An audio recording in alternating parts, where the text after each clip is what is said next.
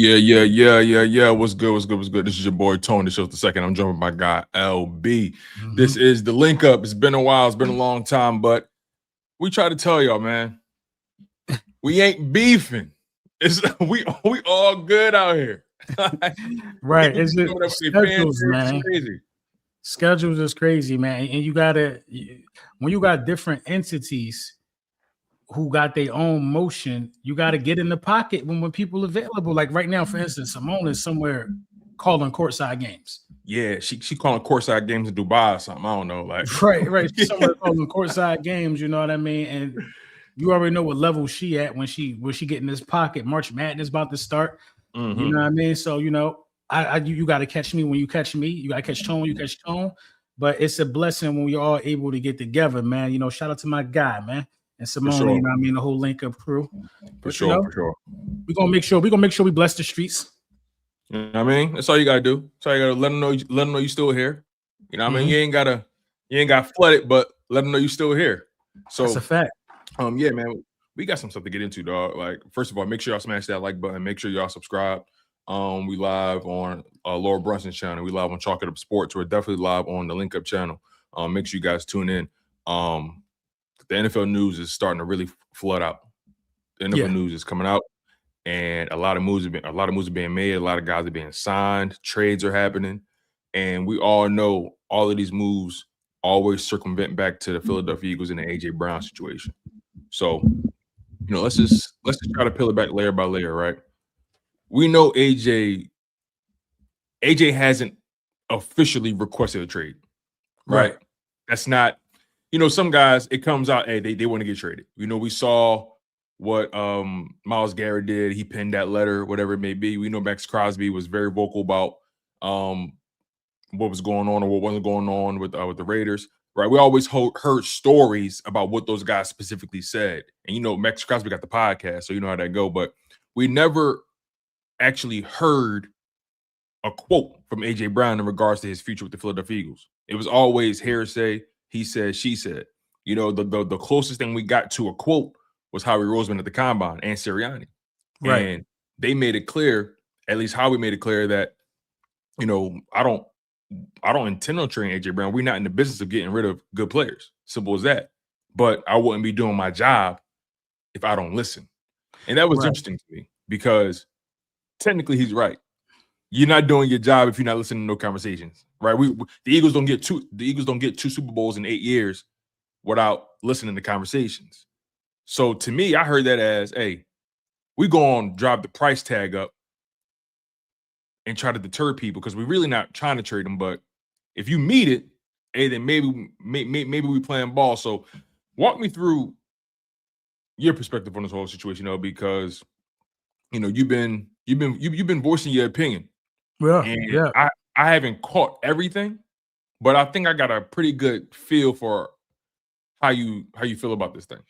So the way I feel about it is, you know, for starters, you know, he didn't really come out and formally request a trade. But when you talk about Myles Garrett, you talk about Max Crosby, even Micah Parsons, you know, a guy that came out and requested a trade. You talk about these guys that have come out and requested the trades. You didn't really see these guys play like they didn't want to be where they wanted to be at. These guys didn't show crazy body language or effort that showed that they didn't want to be where they was at. And that's what AJ Brown did. You know, he let his frustrations in the situation get to the point to where you could see on the field that he don't want to be here. Then all of the stuff in Twitter, like he didn't have to request a trade to make it seem like he didn't want to be here. And during the season, you know, I personally turned a blind eye to the way that he was acting because I actually really want him here. You know what I mean? I really do think that AJ Brown should be a Philadelphia Eagle. But now that we're in the offseason, and now that you kind of play back in your mind the way that he acted and just everything, the tweets, the stream saying, if you got me on fantasy, cut me. That's how you act when you don't want to be here. And then you get to the part to where there's, you know, obvious signs. We're listening. People are offering. You know what I mean? If you had to ask me, You know what I mean? Just being a fly on the wall, just assessing the situation. He looks like a player that don't want to be here. I mean, the guy read a book the year we won the Super Bowl. He was on the sideline reading a book, bro. You know, and we just got to call a spade sometimes, man. He don't want to be here. You know what I mean? That's my take on it. And, you know, I can't sit here and beg. You know what I mean? I'm not going to do that. I'm not going to do it. And this is a guy that I have a great deal of respect for. We have had I've ran a campaign for the playoff game to help some children in Philly. He posted on the stories and all of that. There's rapport there. Yeah, there's rapport there with me and AJ for sure with the Hurt season hats and stuff like that. But, you know, just being logically, just being a man is like, we can't beg nobody to stay nowhere. And you learn that from being a man. Like, you know what I mean? If a woman don't want to stay with you, you're going to get on your knees and beg. You know what I mean? Just to use that analogy. So it's like, he shows signs of somebody that don't want to be where he at, which confuses me though, Tone, to keep it a beam, because it's like, let's think about where he's at. How many receivers got more receiving yards than him in the last 5 years? Not many. Not that many, bro. How many receivers got the accolades that he got in the last 5 years? Those receiving yards with all pros, touchdowns in both Super Bowl, a Super Bowl ring. You know what I mean? This is a great situation for anybody. So I had to step back though, Tone, and I had to really look at the situation that he's trying to get away from so bad. You've been extended twice. You know what I'm saying? Money ain't an issue. Targets ain't an issue. For real, when you look at it in the grand scheme of things, you yourself have dealt with a different offensive coordinator every year as well. Mm-hmm. You know what I'm saying? So like if you have issues with if you truly got issues with your situation, then it's like, if the things that he's done and accomplished here can't make him happy, then where you going to find that at? Where you going to find that at? I think you just laid that out perfectly because I think, to your point, right, about Mike, what up? Shout out Mike, what's going on, bro? To your point about just accepting it for what it is, right? Mm-hmm. Me, I've always been on the side of the Eagles are better with AJ Brown than they are without AJ Brown, right? And I think because of how he has moved, because like you, I turned a blind eye.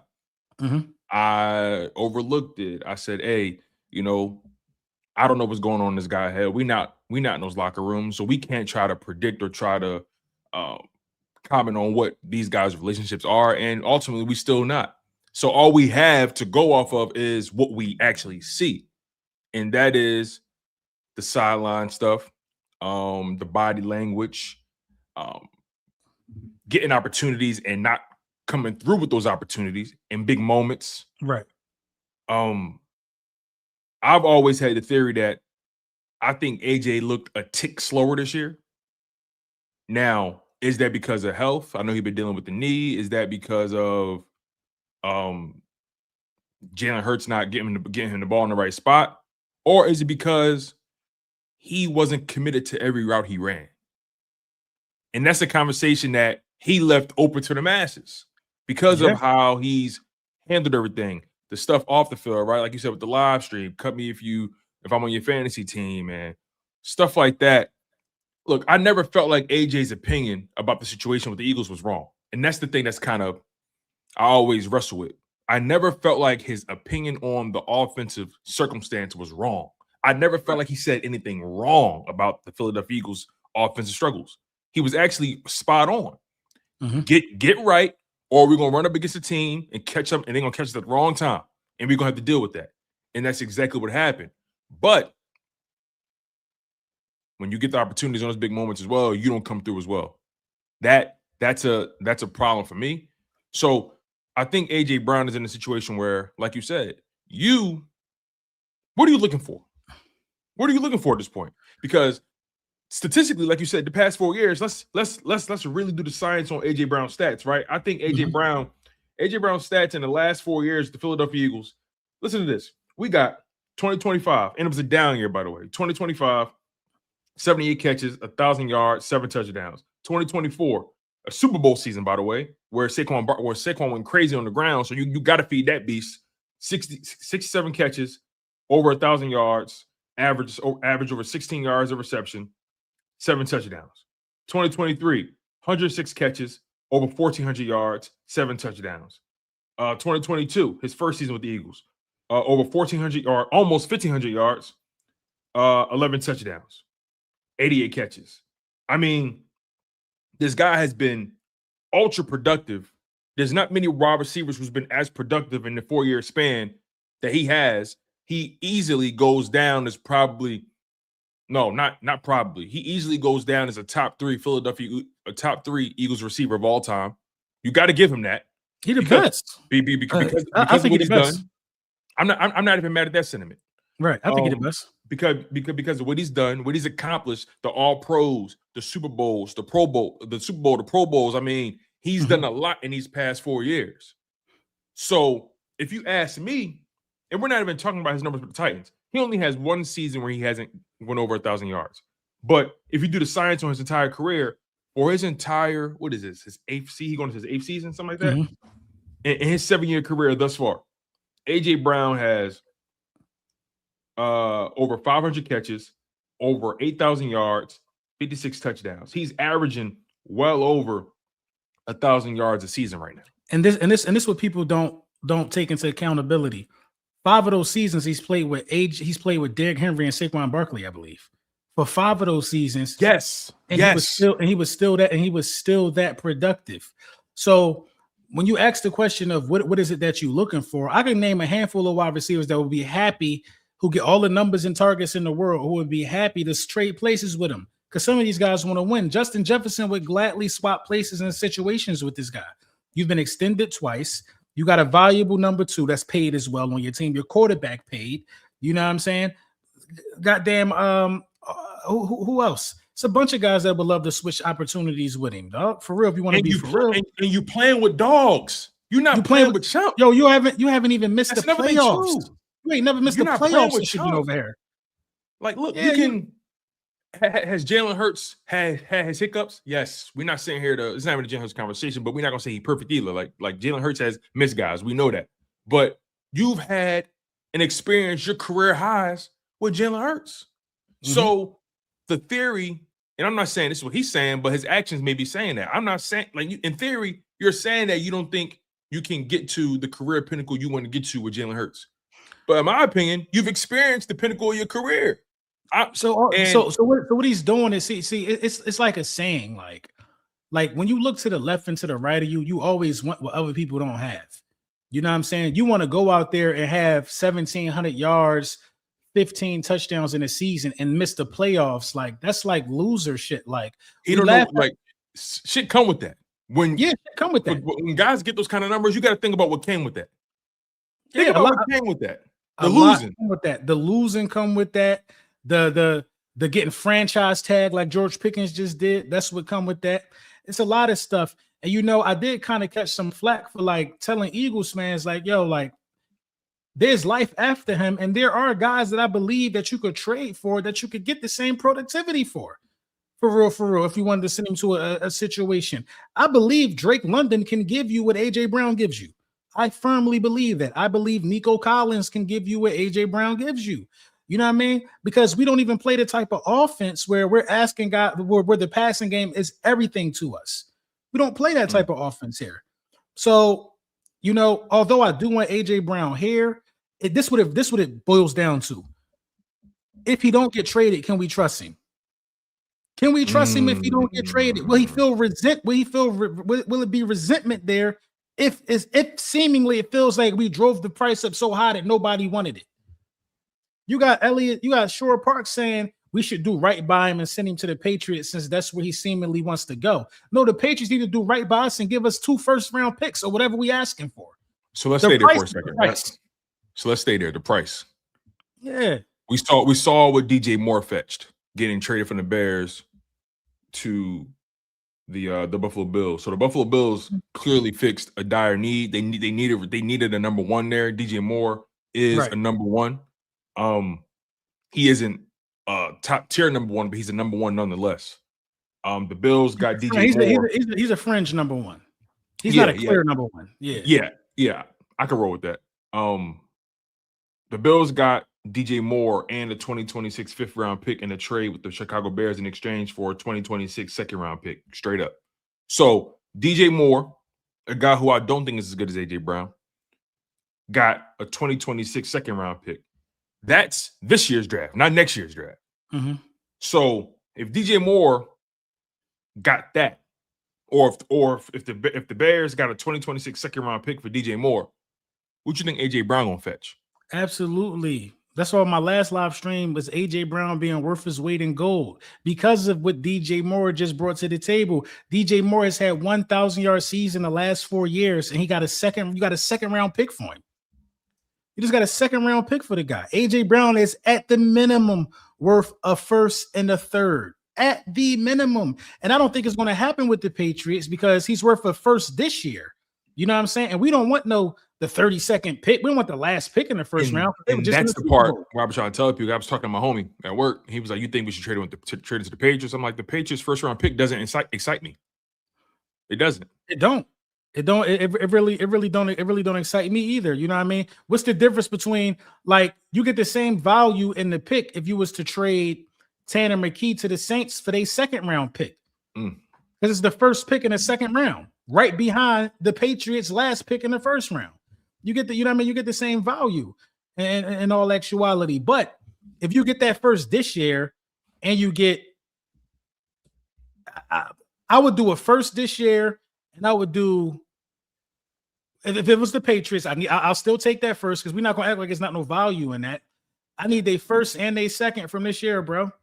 I need their first and their second from this year, and I need Christian Gonzalez. Like, if you want AJ Brown, listen. A lot of guys, Tone, are not the piece that gets you over the hump. AJ Brown proved to be that. He proved to be the piece that can help get you over the hump. He proved to be a needle mover. So it's a lot of value there with AJ Brown. I understand he might not want to be here, and that's clearly where we could be. But then you got people trying to tell us our asking price too high. How? Wasn't it a first and a second for Devontae Adams? He was 30. He was 30. It was another wide receiver that was old as hell. Tyreek Hill was like 29, a first and a second. AJ Brown, what, 27? So no, the price is the price, man. The price is the price, and Howie Roseman shouldn't budge for nothing less than what he want. Exactly. I mean, look. But can we trust him though, Tone? If he don't get moved, can we trust him to come in here and put his feelings to the side and go out there and be the best version of himself if he don't get moved? That's the questionable part to me. I like that angle though, because that speaks about that gets into the what if this don't happen?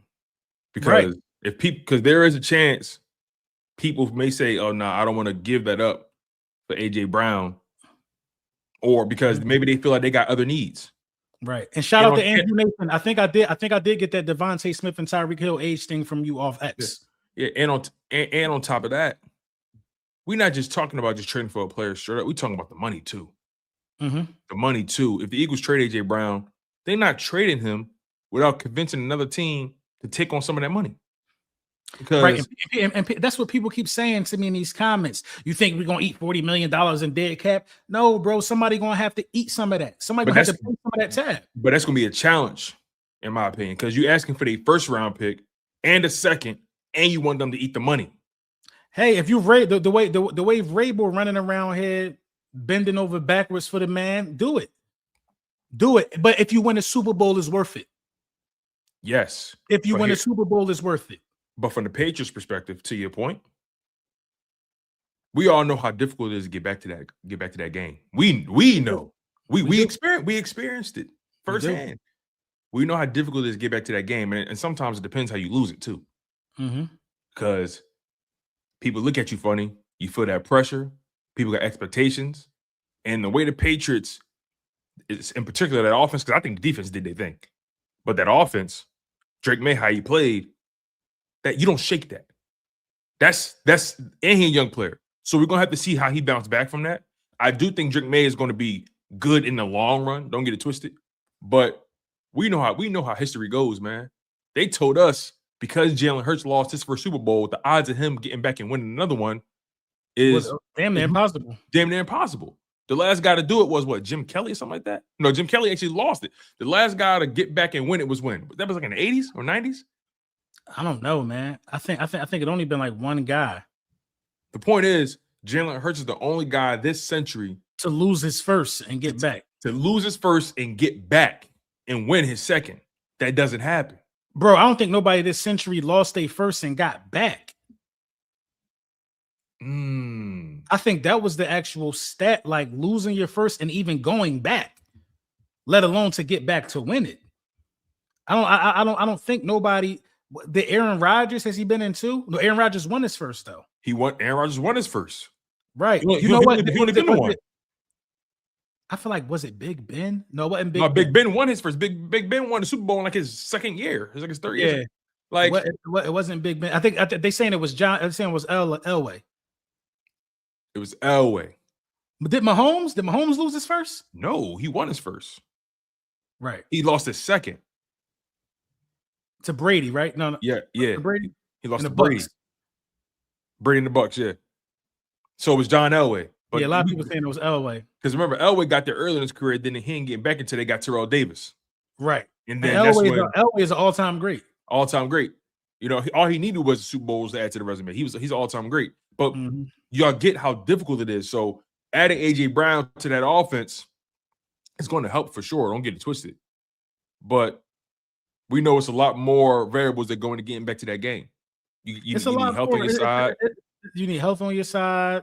You need a competent defense on the other side of the ball. It's just not just adding A.J. Brown and then you getting back to that game. Because you got to think about what the Eagles did when they got A.J. Brown. They didn't just get A.J. Brown and that was it. They added to the defense, right? They drafted well.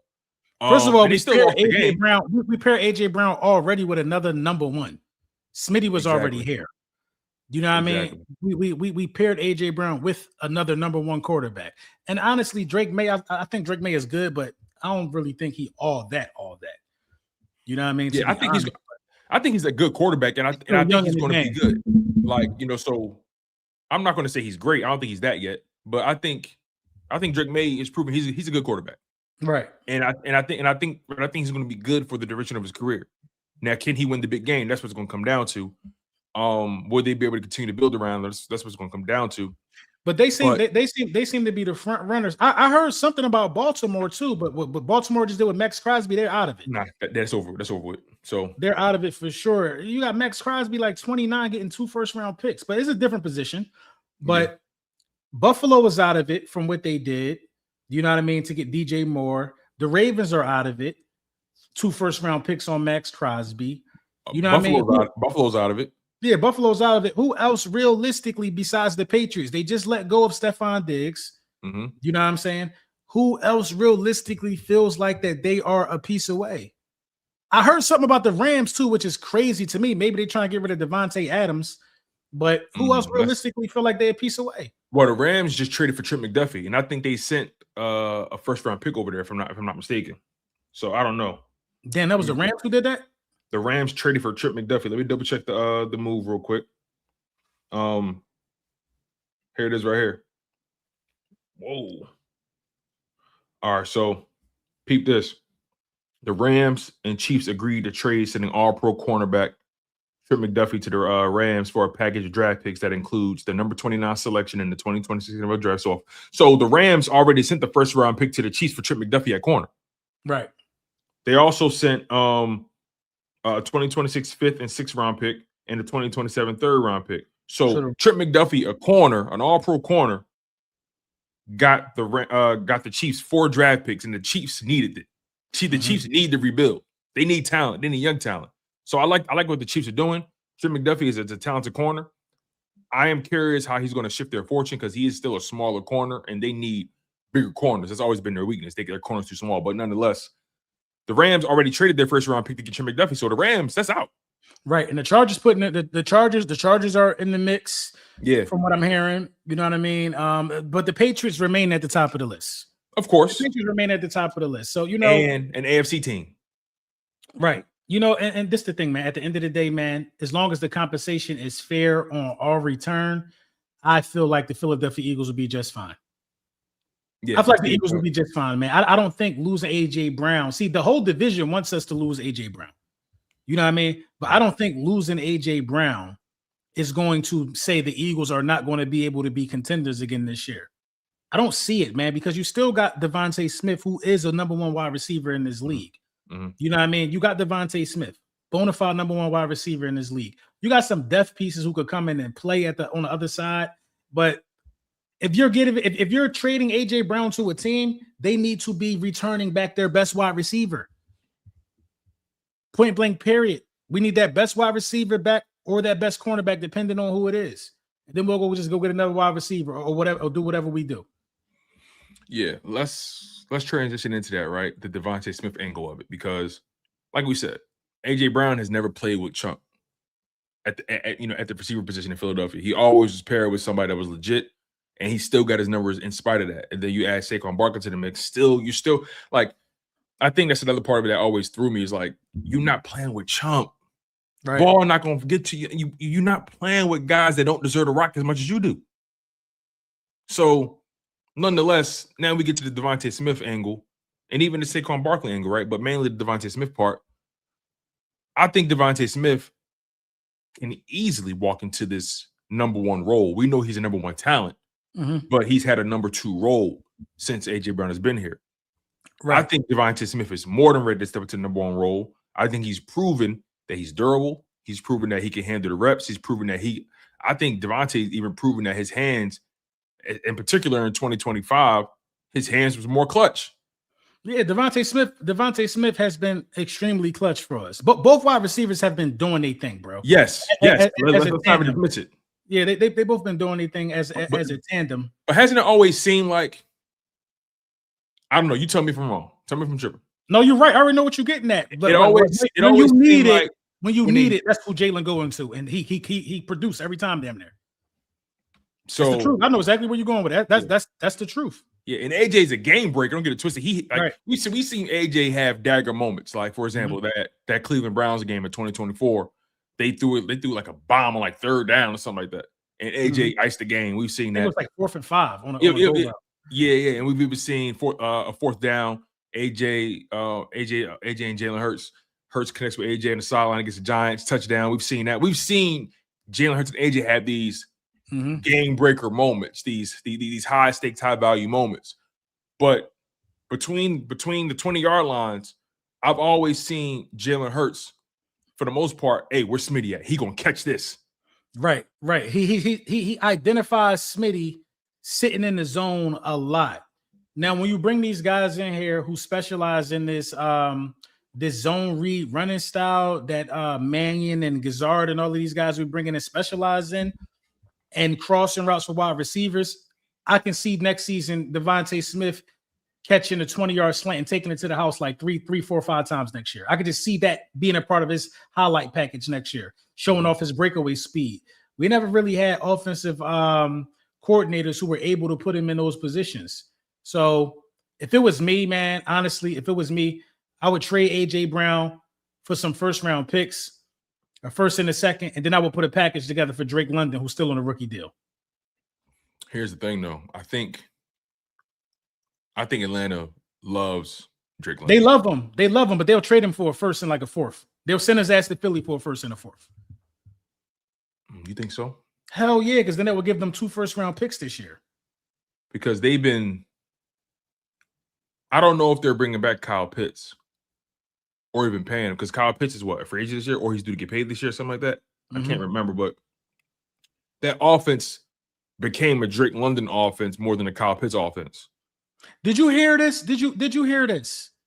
I don't know if this is true. Somebody said Jeff McClain came out with a story saying that AJ Brown requested the second extension because he didn't want his dollar figure to be too much closer to Smitty after Smitty got his. He went and requested the second one. Well, the reality is they're saying Jeff McClain actually reported that. I didn't look it up yet, but if Jeff McClain is saying that that's what happened, that AJ had to have so much more money than Smitty, if this is the type of individual that he is, then that's just all that shit just funny in the light, man, because character matters, man. To your point about that, when the Eagles first traded for AJ, they immediately gave him 4 years, $100 million, $25 million a year. Right. Then that was the contract he was on. Right. And Smitty got his contract a couple years later or a year later, and they gave Smitty a $25 million deal, basically, averaging 25 a year. Right. And remember the conversation around his contract was, damn, Smitty, you could have gotten way more from the Eagles. You know, it seemed like you settled. And his whole thought process was, I don't watch other men pockets. Because remember, that's the offseason. Jalen Waddle got paid. Tyreek got that big extension. Who else got paid? Calvin Ridley got paid.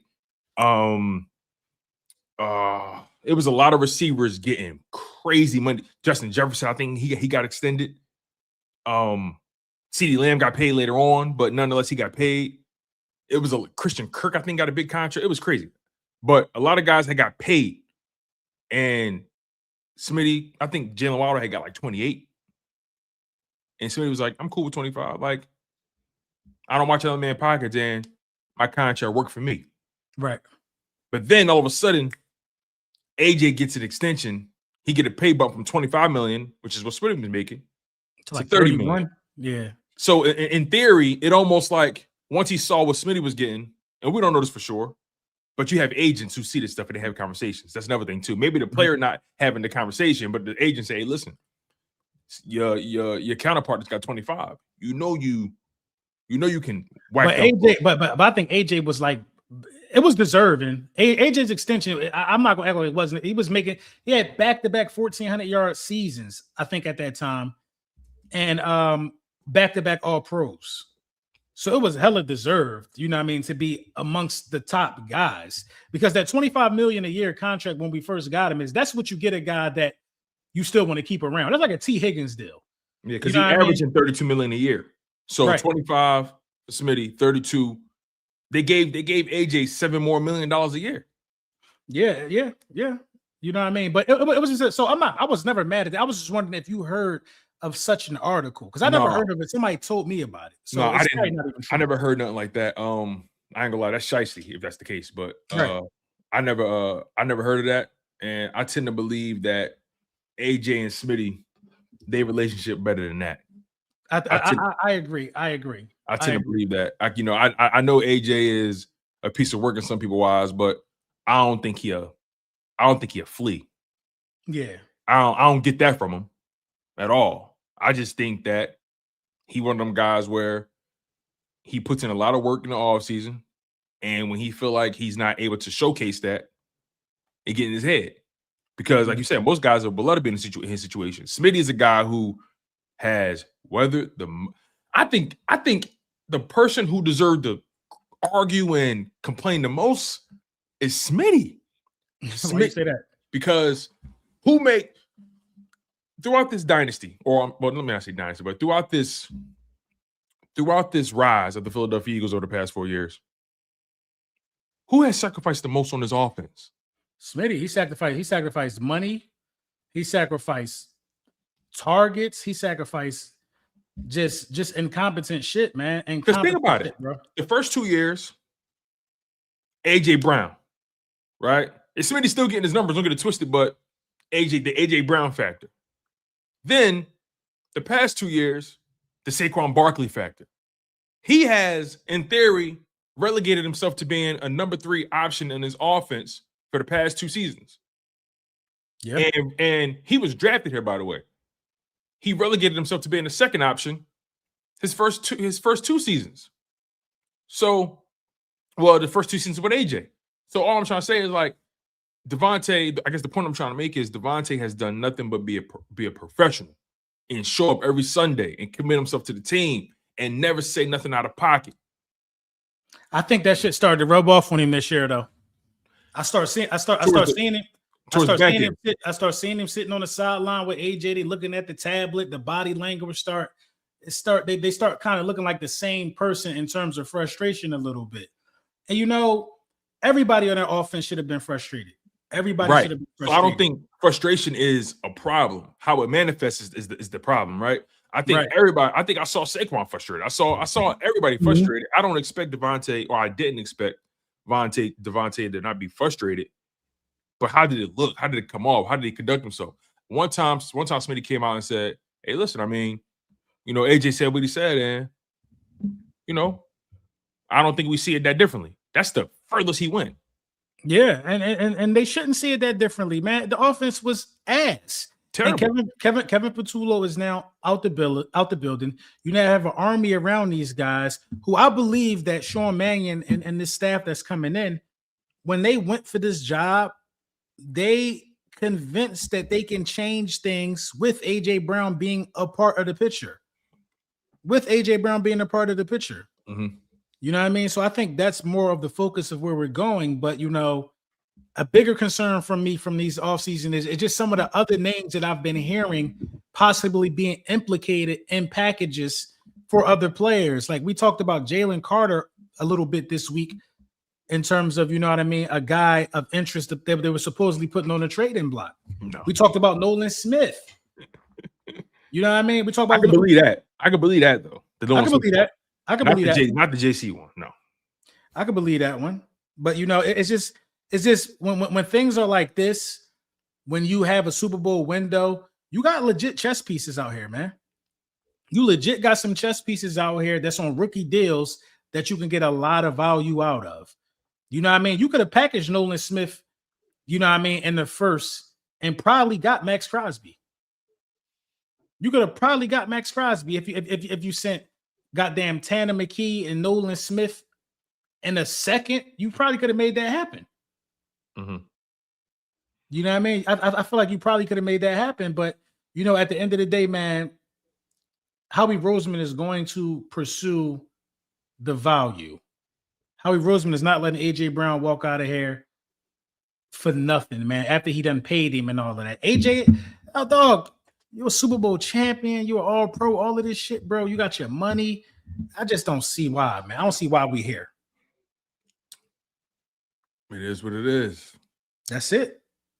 And life will be okay without him. Because I trust. First of all, we've seen how we build this roster, for one. And I trust his ability to identify the talent, especially at this point. But I want to key in on the Sean Mannion angle of this because you've completely overhauled this offensive staff completely. And we knew Kevin Patullo was a problem, but we knew he wasn't the fullest extent of their problems. You get what I'm saying? Like we knew that their problems went beyond him. I think Kevin Patullo was terrible. I also think that offensive line was terrible. And I also feel like there was inconsistencies all across the board from the entire offense.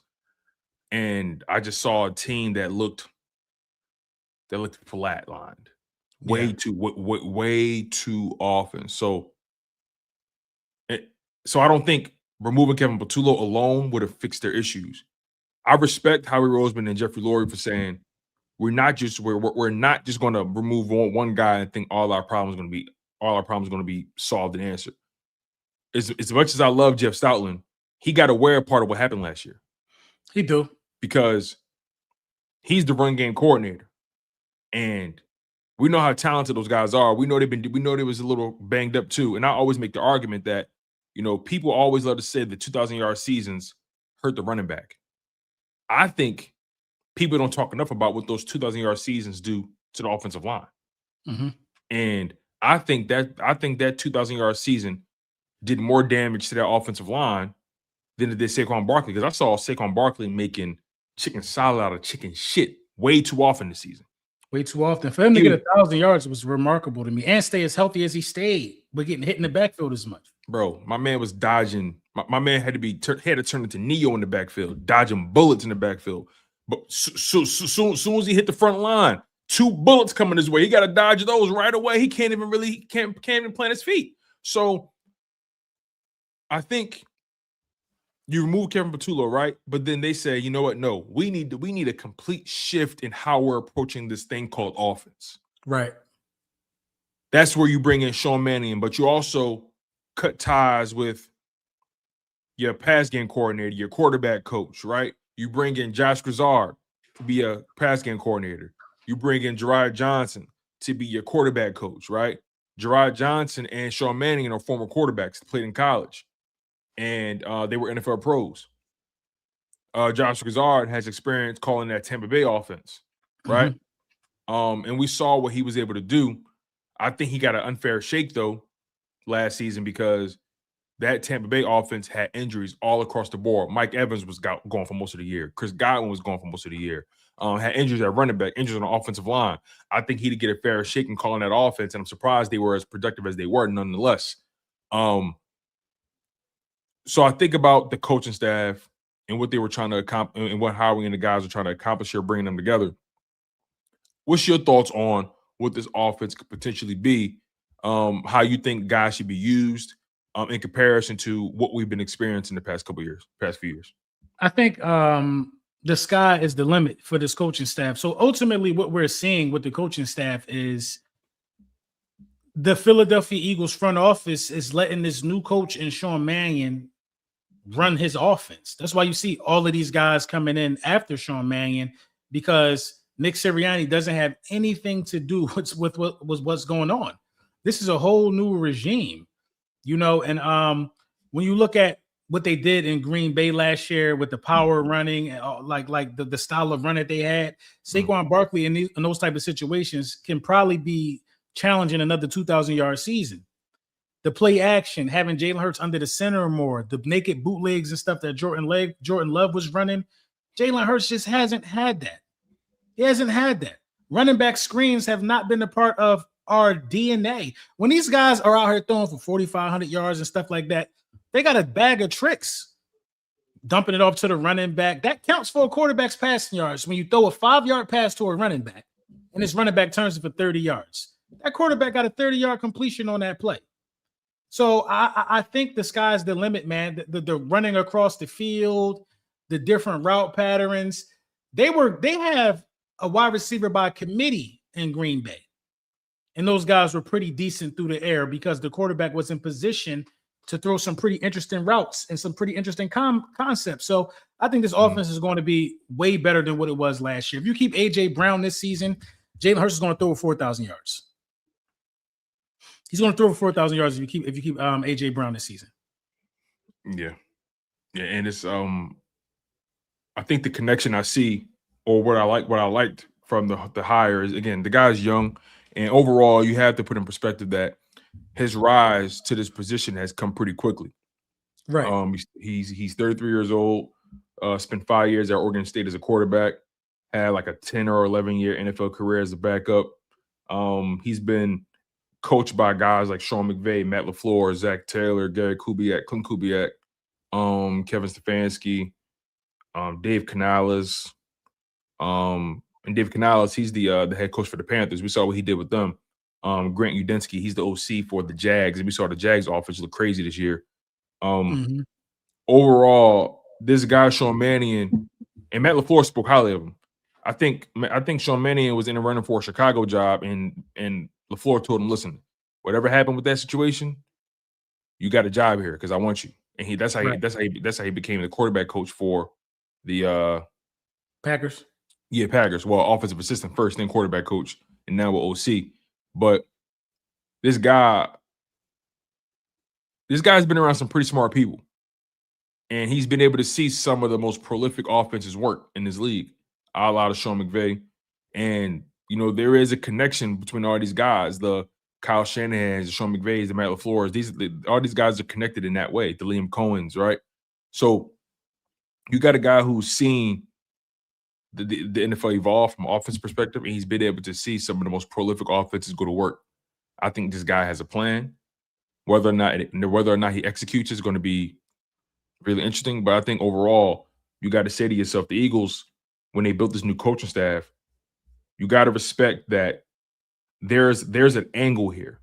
They're trying to somehow create their version of that, like you said, that zone read, zone run game. They're trying to create their own version of what Kyle Shanahan has done with the 49ers.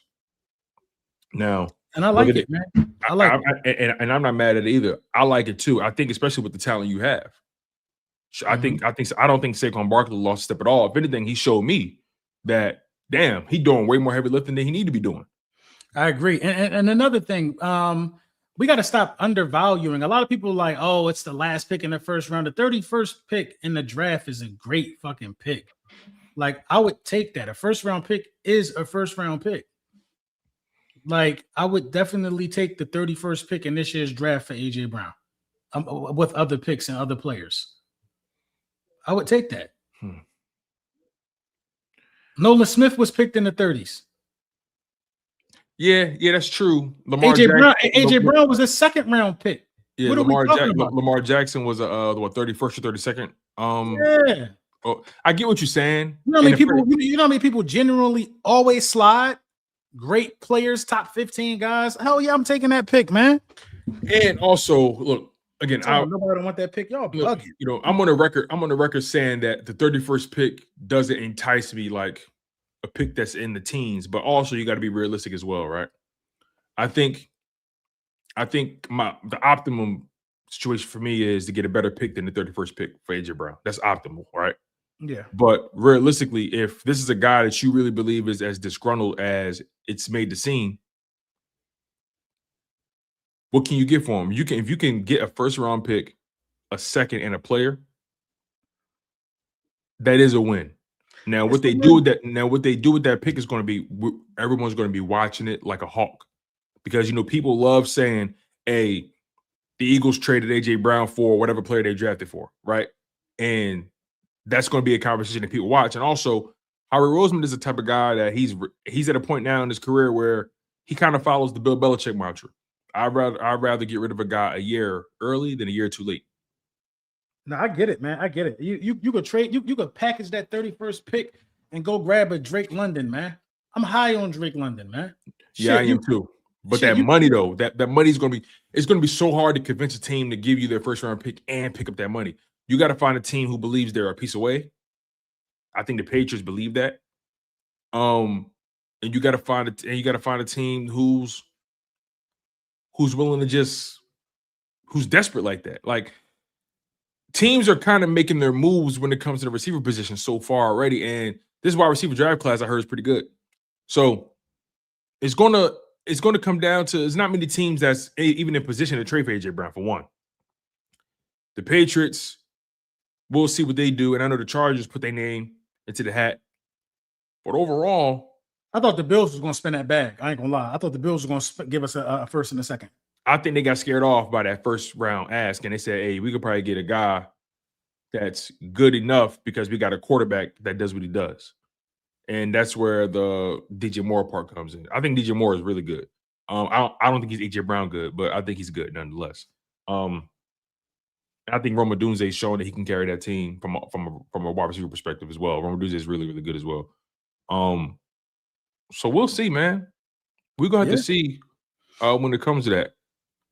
But like you said, what more can you ask for if you're AJ Brown? It has to be more than just football. Yeah, it got to be, man. And if it's a situation to where it's more than football, and you know, it's a bothering your piece to be a part of the team, then I'm all for that. I'm all for that. But you know, I'm not spending this offseason, you know, with the shenanigans.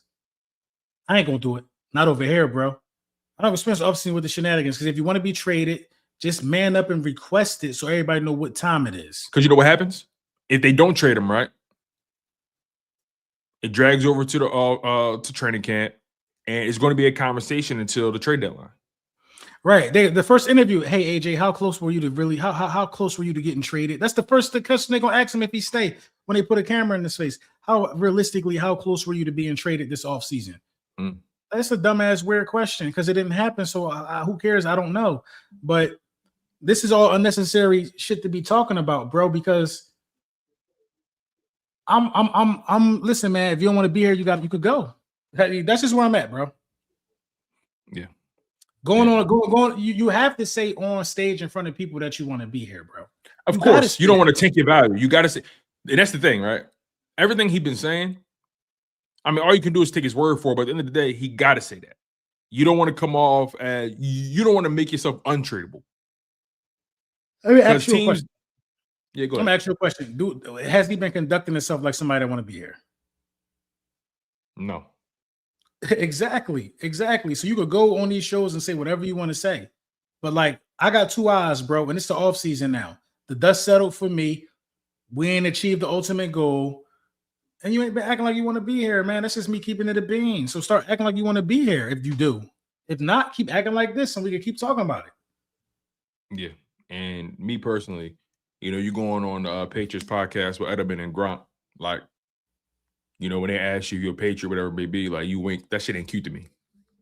Yeah, you see what I'm saying? That shit is weird. That shit not cute to me personally. This is he just trolling. No, we gotta stop giving grown ass men passes for shit like this. It's because, like, yo, you talking about an organization that you won the Super Bowl with, organization that paid you twice. Like, why are that you had your best that you've had experienced the career highs with? Yeah, that's why it's also funny too when people say, you on there winking and shit. Like, why? Why are you doing that? Like we doing you wrong. Yeah. Like when people say, "Oh yeah, Jalen Hurts holding him back," he's experienced his career highs with AJ Brown. I'm with Jalen Hurts. What are you talking about? People hate Jalen Hurts, so it's always Jalen holding him back. They don't say about them other guys at all. They don't say about them other guys, man. Jalen must be holding the man back who had back-to-back 1,400-yard seasons, all pros, never didn't have 1,000-yard season. How the hell is Jalen Hurts holding this type of production back, bro? What more should he be doing? Should he be out there? Nobody's Jerry Rice. What more should he be doing? He broke Megatron record with Jalen Hurts. Yeah, for what was it, like a consecutive games of 120? Like 6 straight weeks with 125. Like people, only Megatron and AJ did that. Jerry Rice didn't even do that, bro. So, like, what more do you want? That's why you got to believe that it's more than football. He like attention, bro. He like the attention shit too. When Derrick Henry brought it up, oh, AJ coming to the Ravens, that was cute to him too. He was flattered. He like being flattered that people want his services, bro. Like, I ain't with that shit, man. You want to be flattered, bro. They want to be where you at, bro. That should be flattering you. Yeah, and you ain't flattered. never. You're a Patriot winking me, flattered. Oh, they want me over there, bro. We want you over here too. But you need to understand that everywhere you go, you ain't gonna get what you got here, bro. Yeah. And you was with the Titans, and you was with the number 1 running back and Derrick Henry, who was getting his, and you was used to. You was cool with being. Let me not say he was cool with, but you've been a part of 2 offenses, 2 teams who prioritize the run slightly over the pass, and you've dominated in that case. Yeah. So you trying to be and here's another thing too, and he should know this. I'm pretty sure he does. When you passing the ball more, that means you can't run the ball, and you're losing. You're losing. Teams who pass the ball the most, you're losing. Yeah. Or you don't got a running game. And typically, if you don't got a running game, you're losing. Simple as that. I ain't see many teams win a Super Bowl without a running game. I can't. Right. I ain't see many teams win a Super Bowl without a running game. So yeah. So look, guys always perfect example. Who found out the grass ain't greener? Devonta Adams getting traded to the Raiders because he wanted to be with his college teammate Derek Carr, and Derek Carr barely was there while he was there. Injuries and whatever it may be. Then Derek Carr decides to retire. Then he gets sent over to the Rams, and he experienced some good things with the Rams. They made it to the NFC Championship, but regardless, Devonta Adams knows firsthand grass ain't greener. If his ass would have stayed in Green Bay, he would have been there with Jordan Love at the peak of his powers. Jordan Love was coming, but he didn't want to wait for that. Once A-Rod left, he said, all right, I'm going too. Can you imagine if he would have stayed? Jordan Love, Romeo Dobbs, and with that team they was building? Mm-hmm. Hey, who knows? But regardless, the grass is never truly greener, right? And I always respect the Eagles for doing right by guys. Like even with CJ, right? They traded him to the Houston Texans, a winning situation. Obviously he didn't stay there, but they did right by him the best they could. Quite frankly, in this situation, get what's best for your team. Fuck where he go. If he leave. Yeah, I was telling people, man, his ass to be a Cleveland Brown. If he leave, hey, cool. You go be a Cleveland Brown. And I ain't got no regrets because right. What are we talking about? People talking about we need to do right by him. Well, no, we need to get our value, bro. We need to get our value, bro. We need to get our value. Why would we do you a favor when you ain't trying to do us no favors. We paid you to be here, bro. You about to be 29 years old, bro. Ain't he 29? He'll be 29. I didn't know he was that old. Yeah. Look, you always got your money. You always got your stats for the most part. You got the All Pros. You got the Super Bowl, right? And forget what the internet says. The city love AJ Brown. Yeah. The city love AJ Brown. I ain't never met nobody in real life that say they don't like AJ Brown. Don't let the internet get you fooled. I ain't never met a single person in real life that said they don't like AJ Brown. I'm a big fan. I love AJ Brown. You know what I'm saying? But if you don't want me, then don't talk to me. Go ahead and free yourself. It's that simple. It's that simple. It's for real. Fantasia told y'all. It's that simple. Want me, then don't talk to me. It's that simple. It is that simple. It's that simple. Yeah, I've been looking at it with a magnifying glass. It's that simple. And I got full confidence Devonta could come in to be a number one. I think he's ready for it. Yeah, we're not about to beg and blame nobody. Everybody talking about it's Nick, it's this, it's Nick, it's Jalen, it's this. It's the guys who've been in 2 Super Bowls with him. Like, let's not stop acting like we not who we are. If he don't want to be here, then he don't want to be a part of this organization that has done the most winning. You know what I mean? In the last 4 years. Probably with the exception of who, the Chiefs? Yeah. Chiefs. San Fran's won a lot of games the past 4 years. But as far as if you add in the Super Bowl and all that kind of stuff, like the Eagles and the Chiefs, they've run this league for the past 4 years for sure. And then at that point, you're throwing San Fran. They won a lot of games. Buffalo's won a lot of games, right? Right.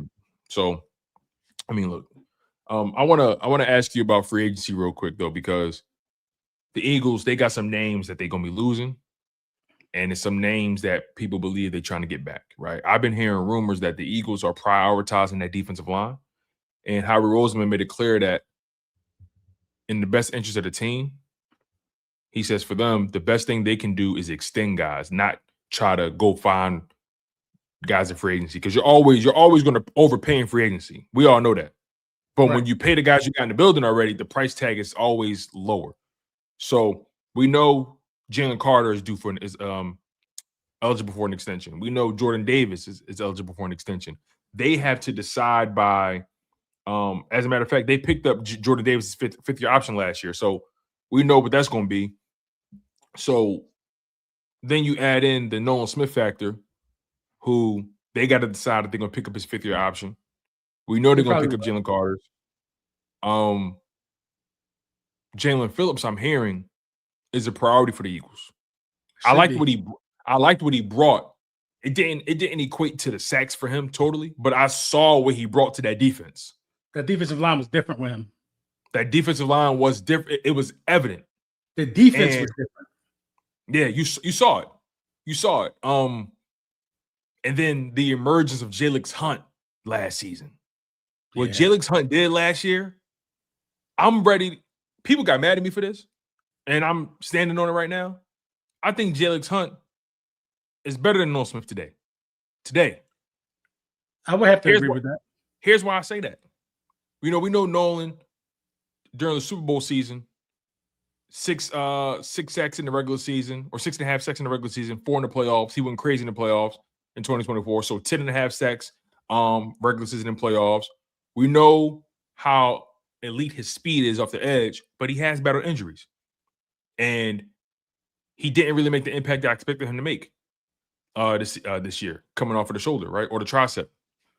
So then Jalen Hunt gets more opportunities because no one's gone, right? And then the Eagles were shuffling that edge group a lot all year long. Darius Smith, Azeez Ojulari, Josh Uche, right? They were shuffling that group. BG came back. They were shuffling that group a lot.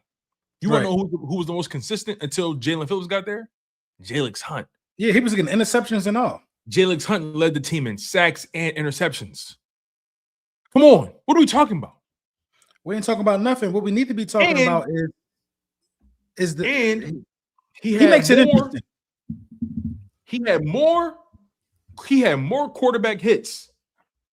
Peek this. In one season, Jalen Hunt had 24 quarterback hits in 2025. 24 quarterback hits. Nolan Smith, in his 3 years in the NFL, 25 quarterback hits. You mean to tell me Jalen Hunt had the same amount of quarterback hits in one season that Nolan had in 3 years?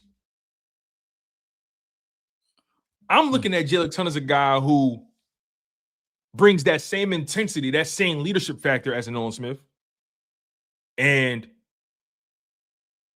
is better in pass coverage and can get to the quarterback just as well.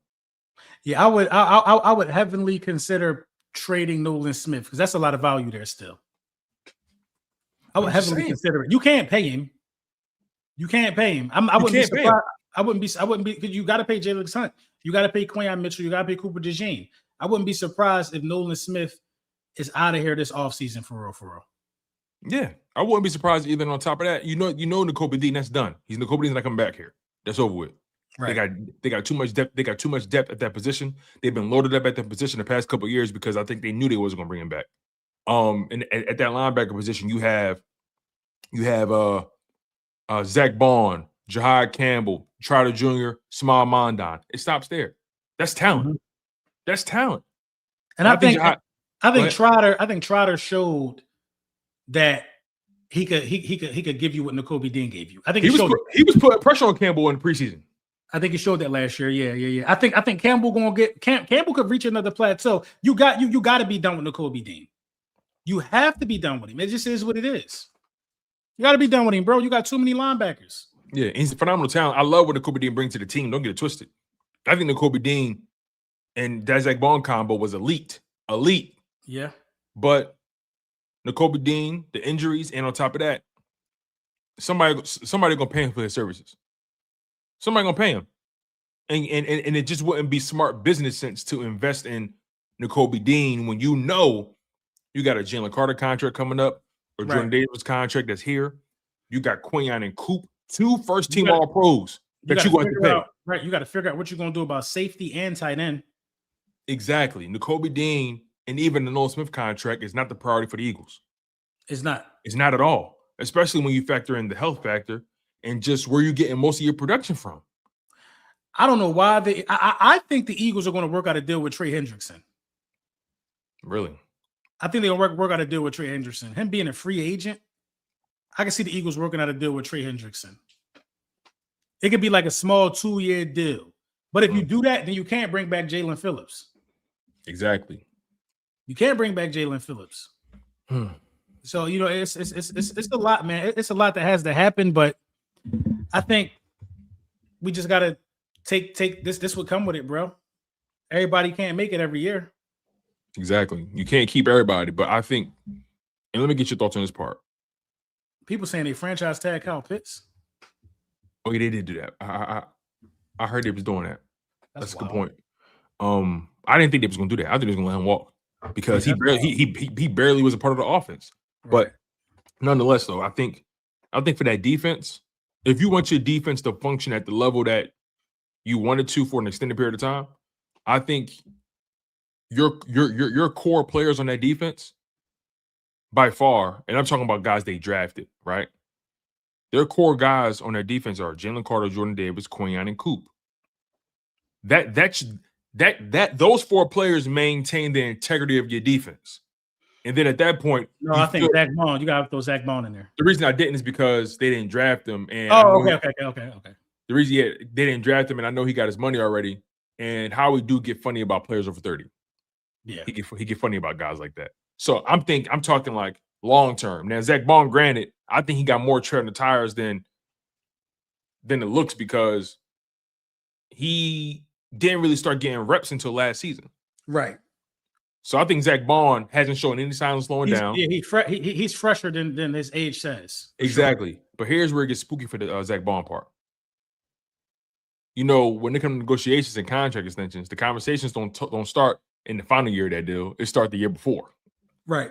So I wouldn't be surprised if Zach Bond's people was at the table with Howard saying, "Hey, look, you know, my guy still did what he did.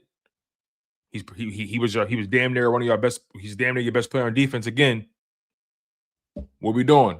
We getting another year out of this. We adding two more years on this. But like how he said our best course of action is extending guys to bring some of that pressure off that cat.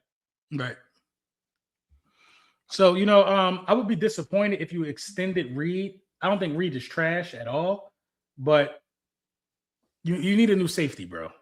I just think you need a more athletically. I think you need a guy that's better in coverage, a little better than Reed. Reed can tackle. Reed is a great downhill guy, but I think he's smart. He's very, smart very for smart. Sure. But you need a better athlete there.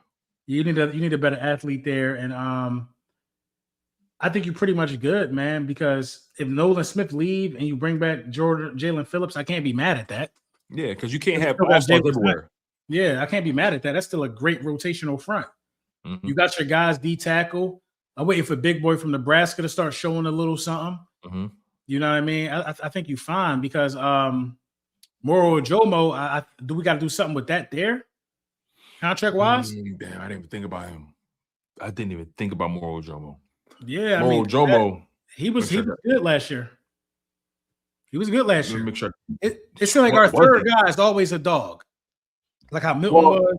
Well, it's the Milton Williams effect, right? This is what they do. They draft a guy, they develop him, and then over the years they get better, and then they have that pinnacle season, and then they got to figure out whether or not they're gonna keep him. Now, obviously, I think if you didn't follow on Jalen Carter, then it would have been a Jordan Davis, Milton Williams D line. But Jalen Carter fell in your lap in that draft. You got to take him, right? So then now, to your point, the Moro Ojomo factor. Moro Ojomo was drafted to be that Milton replacement because they saw the writing on the wall. They're not gonna be able to keep him. Right now, Milton is Moro Ojomo's in the contract year now. I don't think if they pay Jordan Davis and they pay Jalen Carter the way we expect, Moro Ojomo's gone. He's gone. I agree. And he deserves to get any amount of money he get. He's going to get paid from somebody. And we saw Milton pick that right where he left off with the Patriots. I'm happy for Milton. I'm happy for Milton Williams. I'm really happy for him. He made doing the money and made it to another Super Bowl. They lost, and it wasn't because of him. So Moro Ojomo, somebody's going to pay that D tackle position because people see the value in it. Those guys are getting wide receiver money now. And for a guy who came to the sport late, I think that's fly for him. But yeah, this is a Jalen Carter, Jordan Davis, Cooper DeJean, Quinyon Mitchell defense, and everything else you got to fill in around it. I agree. Yeah, I can agree with that. I think that's all I had. Well, from a draft perspective, what you think the Eagles are targeting in this draft? I mean, that's tough, man. What's your positions of priority? My positions of priority in this year's draft for the Philadelphia Eagles, I can't even really say. I think right guard is definitely a position of priority for me. I think O-line. I think you need to do some things there. O-line. I think you even need to look at a center as well. Mm-hmm. It seems like we're looking to address a lot of our issues in free agency. I heard about David Njoku. I think that's an upgrade over Dallas Goedert in terms of physical ability. I think Goddard might have him in the IQ advantage, but I think David Njoku would be an upgrade. I can't say wide receiver until I find out what we're going to do with AJ, but I think we will draft a wide receiver in this year's draft because you lost Jahan Dotson, or you will lose Jahan Dotson. So it's a lot of stuff, man. It's a lot of stuff, man. I can see Dotson coming back if you trade AJ Brown. I don't think so. Here's why. I think you were right where they're going to draft another wide receiver. But if they do get a receiver back in that AJ Brown trade, if that happens, that'll help. But I think, and I'm bullish on this player. I may be on the island with this, but I think Darius Cooper just needs opportunities, yo. I like the way he move out there. It was kind of at times where he looked like AJ. I like the way he move out there. I want to see Darius Cooper with more opportunities. Sometimes I know he was an undrafted guy. He's a guy that came from Tarleton State. I get it, y'all. But sometimes you just got to see how a guy moves with the ball in his hand, how he attacks the ball. He not scared of the contact. Yeah, I probably wouldn't draft a wide receiver because you got Darius Cooper, to be honest. The angles he caught the ball at in the preseason. Again, I know it's the preseason, but I don't know. The way he was moving out there, I'm like, oh no, he looks like he know what he's doing. Yeah, I think you still need a bona fide two. And yes. I still think you still need a bona fide number 2 guy. But Reek Woolen is a guy that I'm looking at in free agency, bro. Because if you can get that other guy opposite of Quinion, it could be spooky, man. That's a big deal. It could be spooky, man. The Eagles are in a great position, man. With all the shit that's going on, man, we are right where we're supposed to be for real, for real. Don't let the mass media, don't let the national media convince you otherwise. There's a lot of teams who are praying just to get to this kind of situation the Eagles are in. Exactly. There's a lot of teams who have no hope and they just desperate. They need everything. And the Eagles, their defense was elite last year still. Offense was anemic from a production standpoint. See, the Eagles at this point, I never feel like they're going to be without talent. For me, it always comes down to execution. Yeah, we'll never have like a Giants roster or a Vegas roster. We'll never have a roster like that. Jets. We'll never be those guys. Right. You know what I mean? But I like where we at though, man. But that's all I had. We can get to the supers. I seen a lot of them coming in early. Oh yeah, let me pull these up real quick. All right, so where we at? We got Lawallis Pratt with the 999 super chat. He said, "My guys, y'all know I've been waiting on this. Hey, Lawallis, we appreciate you, man. Thank you for the love. Appreciate you, big dog. 24 Birds with the super chat. Thank you, my guy. He said, respect. Appreciate you, man. Respect. All right, let's see what else we got here. Carter Boy Fresh. If I don't get my Eagles talk, I got a crazy salute. Thanks for the fix. Hey man, Carter, you crazy, bro. Thank you, bro. Thank you. Philly Mike, he said, "Go Birds, hit that like button." Yes, sir. I think me and Philly Mike doing something tomorrow. That's fly. Around the same time. Go lock in with that. Lawallis Pratt back again. He said, "If they want them, that's bad. If they want them that bad, then guess what? Pay the price. Plain and simple. But until then, no way I'm coming down with the price. Yeah, no, you don't change your price tag. You hold firm. Hold firm. Price.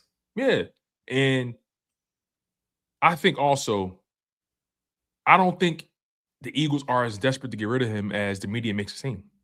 I don't think so either. I think the Eagles are doing their due diligence. We're gonna throw the bait out there all we want, but it's ultimately us. We got to weigh the options. Yeah, a lot of people not gonna eat that money. Yeah, and also AJ Brown, regardless of what people want to make it seem like, his teammates love him. Yeah, and that's what's important to me. Because if he was, and they love to throw this around like it's a frisbee, because it's not. They throw around locker room cancer like it's anything. Yeah.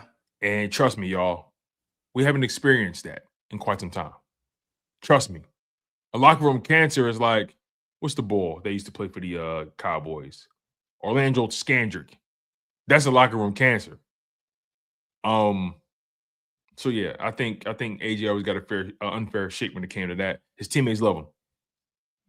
All right, Green Wingman. He says, "I don't care about his social media antics. If Brown's showing the hit decline, get what you can get while he still has value. I don't need an Alshon Jeffrey situation." That's what it comes down to at the end of the day. I see what you're saying. Yeah, if he's showing a hint of decline, bro, dude, 29, man. If you can get a first and a second for a 29-year-old, bro, you got to take that shit. You'll be a fool, to be honest, bro. Yeah, and that the money is a factor, but you'd be a fool not to take that if it came across your desk. And the Eagles have shown you that they don't care about the money. You know how the Rams were saying F them picks back in the day? Mm-hmm. The Eagles don't care about the cap. To them, the cap is an illusion. Yeah. So I see what you're saying, Greenwood. And also you factor in that knee that I think he be underplaying. I think that knee it'd be having to get drained like every year. I think that knee caused more issues than he wanted to admit to us. But that's what you expect from a guy. He getting his money though. He good. Mm-hmm. He's set for life. 24 Birds back again with another super chat. Thank you, man. Appreciate you. And he doubled up, tripled up. Matter of fact, shout out to 24 Birds. 24 Birds. Schoolboy. He says Gonzalez, Coop, and Quinion sound like a Ford Transit Mad seat belts and straps, man. Super elite talent in the secondary. Hey, listen, man. First of all, the Patriots are giving up Christian Gonzalez. They might for AJ Brown. They just might. But here's where it gets tricky, though. Christian Gonzalez got drafted the same year as Jalen Carter, which means he's eligible for an extension. So that would increase. You got to pay Jalen, Carter, Jordan Davis, Quinyon Cooper DeJean, and Christian Gonzalez. If they taking the bulk of that hip cap from AJ, it ain't a problem. That'd be scary though. It ain't a problem. That talent is nuts. And Christian Gonzalez was going crazy in the Super Bowl. He went crazy. Yeah, should have had a couple picks, but it was what it was. He definitely played his game. DJ Simo with the $9.99. Thank you, brother. He says a lot of fans acting like scoring X's. LOL. AJ ain't say nothing wrong during the season. He was right about the offense. We all criticize that offense. That being said, if he wants to go, he can. Yeah, simple as that. Simple as that. I don't think AJ told a single lie, but his behavior don't come off as somebody who really want to be here. He talking out of two sides of his face. He's saying everything good, but his body language, his actions doing another thing. So I can't even really form an opinion. It is at this, like I said, it is what it is. Mm-hmm. Jay the Legend Sports says Eagles should trade AJ in 2027. He's out in his contract then. The price tag might not be as high though. Right. Emet Powell with the super chat. If AJ wants stats, then join losers. We'd love to have him, but not with the constant complaining. It's bad for the team, and at some point, no matter how good you are, fans and teammates get tired of it. That's a fact. That's a fact, man. That's a fact. I wouldn't be surprised if some people in the locker room, and you know who get tired of people quick, or who got a zero tolerance for bullshit more than any position? Offensive linemen. Yeah, they get tired of dudes quick. They get tired. They either gonna have your back when they always gonna have your back, but they definitely get tired. Yeah, they ain't got no problem saying when somebody they started leaking oil when Jordan made a lot of. I think he said this last season when he was like, "Listen, this is not the." He said, "Listen, we're not the Philadelphia AJ Browns. We're the Philadelphia Eagles." That's real. When he said, I remember when he said that, and that was the first sign I was like, "Oh, okay." Everybody not vibing with that shit. Yeah, everybody just trying to go out. More than likely, people are trying to go out there and win. Yeah, and offensive linemen, the way they see it, they doing the hardest job on the field. The way they see it. Right. So, Justin Long with the super chat says, "Hey fellas, how about this trade for AJ? Send him to Miami, and we get Waddle and the first round pick. Waddle and Smitty with Saquon would be deadly. It would be, and Waddle actually really loves Smitty. Yeah, and Waddle's route running is crazy. Waddle actually really loves Smitty. That was another guy I was thinking about was Waddle too. Jalen Waddle. What's his health looking like though? How many games he played last year? He a little on the shorter side, but yeah, and he be getting banged up. Like it's definitely he definitely explosive. Yeah, for sure. Waddle, first 3 years had over 1,000 yards. 2024 played 15 games, 744 yards. 2025, 16 games played, 910 yards. So 2025 was an interesting season because you saw what he was without Tyreek Hill taking that attention from him, right. And he was as good as 100 targets. Tua was bad, and Tua was bad too. That was a good point too. Yeah, Tua was bad, and Tyreek Hill was dealing with injuries. So I think Jalen Waddle is nice, but he's small. I'm surprised Tua ain't get released. I heard they about to. I heard they trying to get rid of him though. We know Kyler Murray getting cut. So yeah. All right, let's see here. ASG Market says, remember, Wilson was balling before he got hurt. Potential wide receiver / tight end hybrid. Johnny Wilson was balling. I mean, he had that moment in the preseason, and I don't want to dismiss that because I'm giving credit to Darius Cooper for having a moment too. But Johnny Wilson was never balling. I never put him in that same category as balling. He had 3 catches that made us go, whoa. Don't get it twisted. He missed a wide open catch in the Super Bowl. But yeah, we've seen more of him to know that he's not in that balling category. Was he hurt last year? I didn't see really shit from him last year. He tore his ACL, I think. Oh. It's like the second time he had I think it's like the second time he had like a season-ending injury or something like that. That's who need to be a damn tight end. Let me see something. So Johnny Wilson, hold on. This is fucking crazy. Johnny Wilson was drafted in the 2024 draft, right? And he didn't play all 2025 because he got hurt. I think he tore his ACL or something like that. He did show signs that his hands got better, though. I will say that. But I can't say he was balling. I can't say he was balling, but he's still a young player. He's only 24 years old. Yeah. 24 with that size and that athleticism. And whenever Tanner McKee threw him that ball, it was just He was I give him credit for showing that he did the work in the offseason, in the preseason. He did that. But then tearing ACL, we don't know where he's gonna be. That's true. Fannie Wood says, "Hey, Double Trouble, thoughts on Cade Otton?" Unless I missed it, Cade Otton, and he had tight end. I think for the Bucks, if I'm not mistaken. The Bucks, right? Cade Otton came off for a tight end, came off of a decent season, 16 games played. I'm not opposed to Cade Otton. He's a Dallas Goedert type player. Yeah, 81 targets, 59 catches, 572 yards. Only had one touchdown though, but I think Cade Otton in the past few years has shown that he's because most people don't realize most tight ends don't get over 1,000 yards. Most of them flirt around that 600 to 800 yard range. Most of them, right?